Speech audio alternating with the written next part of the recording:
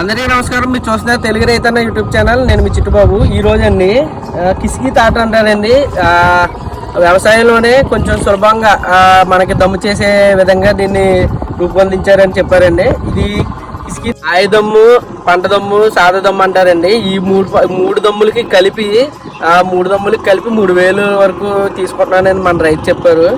ఎలా లేదన్నా బయట పెద్ద తాటలతో పోలితే ఈ చిన్న తాటలు చాలా సులువుగా ఉంటుంది. అలాగే కాల్ అన్నది లోనకి వెళ్ళక్కర్ లేకుండా ఒక లెవెల్లో మనకి దమ్ము చేస్తుందని రైతు చెప్పారు. దీనివల్ల రైతులకి ఎక్కువ దిగుబడి వచ్చి అలాగే ఎక్కువ మనకి పిండి చెల్లినప్పుడు గట్ట మనకి కాల్ అన్నది లోనకి వెళ్ళకుండా ఒక విధంగా మనకి రైతులకి మేలు జరిగే అవకాశం ఉందని మన రైతు చెప్పారు. అందరికీ నమస్కారం.